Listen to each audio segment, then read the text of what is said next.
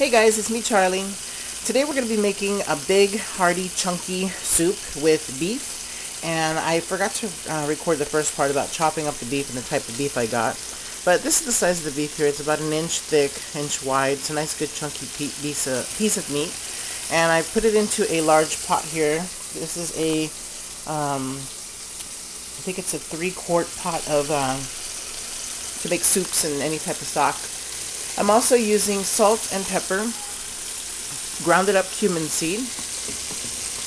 I've got some bay leaf seed in here, or actually bay leaves that are actually crushed up, as you can see there. I added in a little bit of oregano, same thing. I also, of course, put in chili powder, lots of chili powder. Salt and pepper. I'm going to be adding some garlic, onions, potatoes, and some beets. And I also, forgot one more thing. My favorite chili powder. It's hard to see this one in here. The name of this one is spelled M-I-T-I-M-I-T-A. And this is really hot. I use this to make brownies or cakes or cookies with it, and it's really spicy. So this beef here is going to be rendering out the fat, so I'm just going to stir it up to get some of this fat out. As you can see, it's a really nice beef chuck meat. And I got in here probably like a 5-pound slab of beef, so this is going to be very good. Okay, so the next ingredient I got here is some fresh garlic. I'm going to be adding some fresh garlic to the soup. And I love garlic, so I'm going to be adding quite a bit of garlic. Let's see, so far I got 3. I like to get the biggest pieces of garlic because it's easier to just chop up and smash up. Alright, so as you all know how to do this, just put your large knife down flat and smack. Move to the side.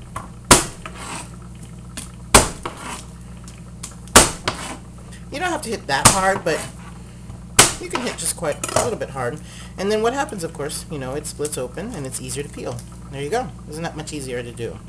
So I'm going to do that to all of these.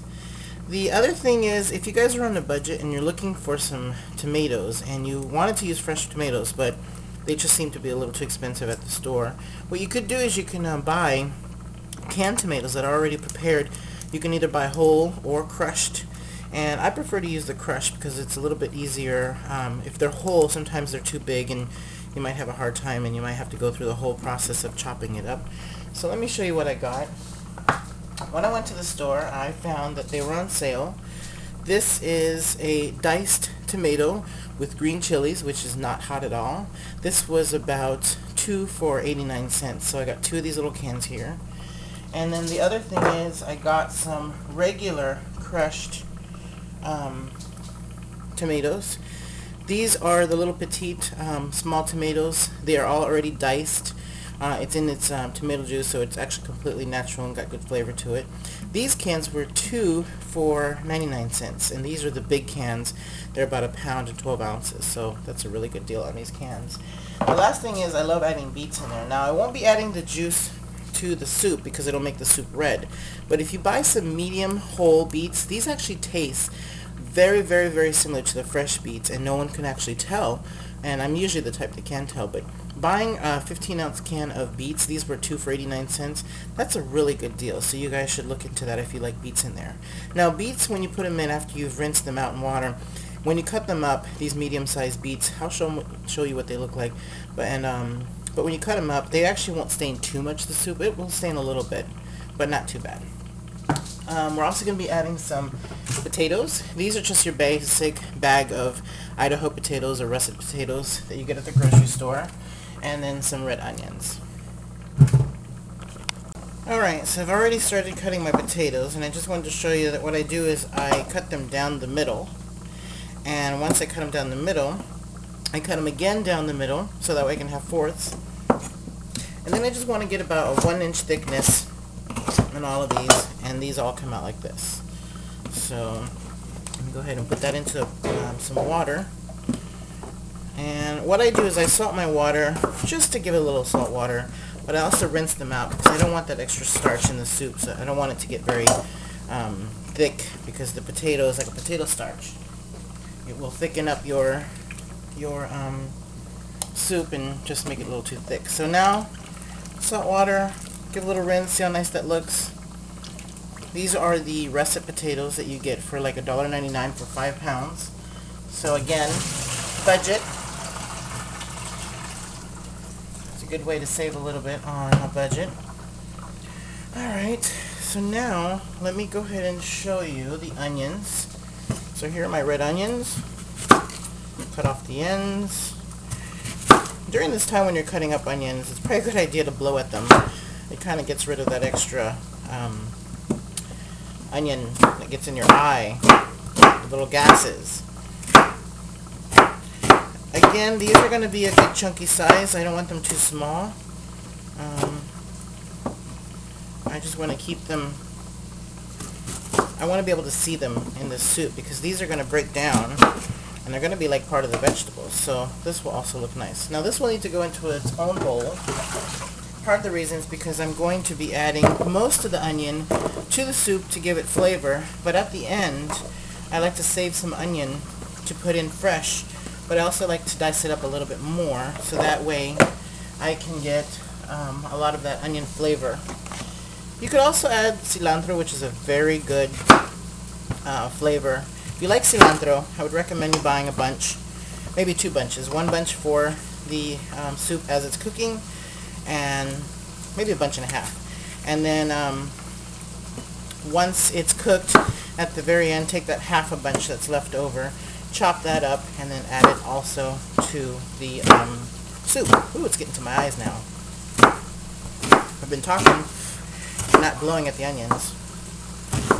Alright, so I'm going to go ahead and save this piece here for my fresh onions towards the end. Same thing with the garlic. Alright, so I've already chopped up this garlic because I'm going to be adding this to the onions so we can add it to the meat. I'm going to go ahead and show you now what the meat looks like. It's actually cooking out. It's drying up a little bit, so that way we can go ahead and add our fresh fresh onions and garlic to the meat. And this is how this came out. So that's the garlic and the red onions. Go ahead and break this up so they don't stay whole inside of our soup. It's okay if it does. It'll eventually break down, but I don't want to bite into a big piece of onion. Let me wash my hands.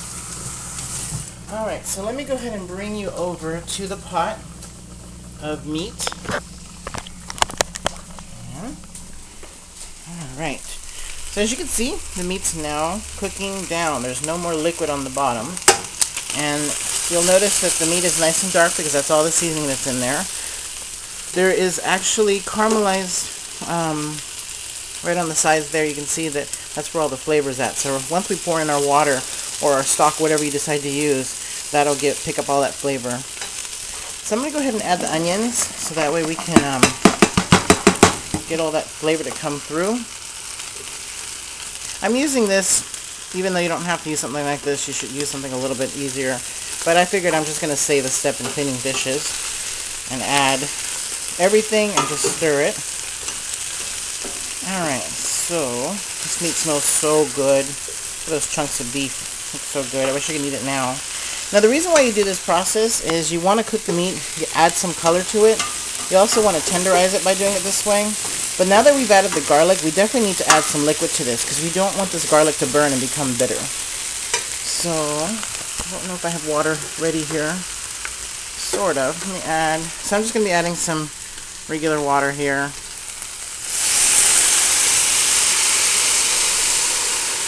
I'm going to need some more. This is just a little bit I had on the stove when I made myself some tea or coffee.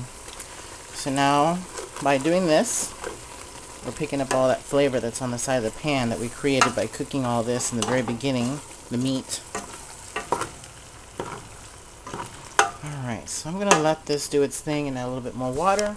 And I'm going to show you the beets next and the tomatoes. Alright, so I'm going to go ahead and open up my petite diced tomatoes. This does not have any herbs or spices to it. It's just diced up tomatoes in its own juice. And I love using this can opener. Look how fast and easy it opens up cans. This is one of those KitchenAid can openers. Alright, so there we go. So we got one can of tomatoes there. And let's open up the diced tomatoes with chili, green chilies, and it's also in its tomato juice. And this one does not have any spices to it that I remember. There are some that are more expensive that do have spices, but you don't need to get that if you know how to add oregano and pepper and chilies and all that stuff. It costs more, so just buy the plain can of tomatoes, either chunk, whole, or diced, or like it said here, petite. Now you'll notice this one's a little bit more richer in color because of all the extra stuff that's in it in the chili, and you'll see that this one's a little lighter. So those are my 2 cans of tomatoes that I'm going to be using instead of buying fresh tomatoes. Now here's the whole beets. Let's go ahead and see how that looks. And again, we're going to drain out that red juice. Now if you guys are into saving the red juice to do anything with, you can use it to dye things. You can dye a white fabric, like tea cloths that you might have, and then rinse it out. Maybe let it sit for a day. Look how pretty that looks. I'm going to go ahead and add this to my Rubbermaid container. See the size? They're actually a good size. Don't really want to touch them. Let me grab a spoon. So here's my spoon. Here's a big one. See how it fills up that whole spoon? Cut that in half or leave it whole, and that'll be perfect. Now I'm glad I bought 2 cans because I'm thinking I'm either going to cut these up or I'm going to leave them whole. I'm not sure yet. Oh, don't forget to wash the tops of these because so many people have touched these cans. They've been stored in warehouses ready to be shipped to the grocery stores. They've been stored in the grocery stores, or depending on what store you go to, it could be stored at a store that's not very clean, and there could be little critters walking on them. Here's another can. Alright, so what is this? You want to investigate your vegetables because it could have some weird stuff on there like that. Now look how pretty that is. Now again, I'm going to rinse out the water. I'm not going to be using the beet juice for anything, so I'm just going to drain it down the sink. Now these are already tender. They're still firm, but they are tender enough that you can actually go ahead and start using this for any recipe that you want that calls for fresh beets or canned beets. And there they go. So I think what I'm going to do, I'm either going to decide to cut these in half or I'm going to leave them whole. I think what I'm going to do is cut them in half. It makes much more because I want a big pot of soup. I think that's what I'll do.